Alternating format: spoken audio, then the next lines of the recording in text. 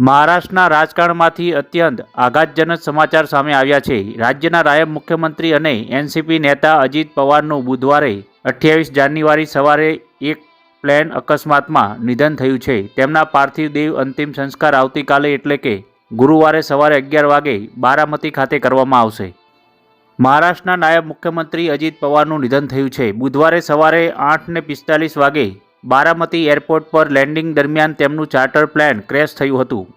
તેઓ 66 વર્ષના હતા। અકસ્માતમાં પવારના સુરક્ષાકર્મી, 2 પાયલટ, એક મહિલા ક્રૂ મેમ્બર સહિત 5 લોકો જીવ ગયા છે। અજીત પવાર મહારાષ્ટ્રના પંચાયત ચૂંટણી માટે જનસભાને સંબોધવા બારામતી જઈ રહ્યા હતા। તેઓ મુંબઈથી સવારે 8:10 વાગે રવાના થયા હતા। મહારાષ્ટ્ર એવિએશન ડિપાર્ટમેન્ટના જણાવ્યા અનુસાર પાયલટ સવારે 8:45 વાગે બારામતી એરપોર્ટ પર લેન્ડિંગનો પ્રયાસ કર્યો હતો, પરંતુ રનવે સ્પષ્ટ દેખાયો નહીં એટલે વિમાનને ફરીથી ઊંચાઈ પર લઈ ગયો હતો।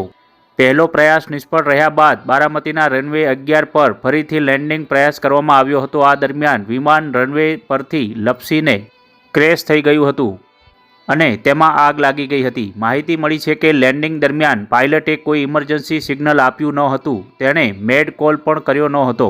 મહારાષ્ટ્રના સીએમ દેવેન્દ્ર ફડણવીસ મુંબઈથી બારામતી જવા રવાના થઈ ગયા છે। તેમણે આજે શાળાઓમાં રજા અને 3 દિવસનો રાજકીય શોક જાહેર કર્યો છે। અજીત પવારના અંતિમ સંસ્કાર બારામતીમાં કરવામાં આવે તેવી શક્યતા છે। અજીતના કાકા શરદ પવાર બારામતી હોસ્પિટલ પહોંચી ગયા છે અને જ્યાં તમામ મૃતદેહો લાવવામાં આવ્યા હતા। બીજી તરફ એરક્રાફ્ટના ઇન્વેસ્ટિગેશન બ્યુરો એટલે કે એએઆઈબી એ અકસ્માતની તપાસ શરૂ કરી દીધી છે। તપાસ એજન્સીની એક ટીમ દિલ્હીમાં વિમાનની ઓપરેટર કંપની વીએસઆર એજન્સી ઓફિસે પહોંચી છે અને બીજી ટીમ બારામતી જવાના રવાના થઈ હતી। આ દરમિયાન તેમણે જણાવ્યું હતું કે પાયલટ પાસે 16,000 કલાકનો ફ્લાઇંગ અનુભવ હતો અને અન્ય વિમાનના કો પાયલોટ પાસે 15 કલાકનો અનુભવ હતો।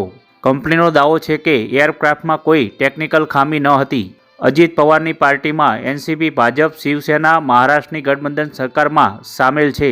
તેમને મળીને પાર્ટીના કુલ 41 ધારાસભ્યો હતા। તેઓ પોતે નાયબ મુખ્યમંત્રી હતા અને તેમના સિવાય 7 કેબિનેટ અને 1 રાજ્યના મંત્રી છે।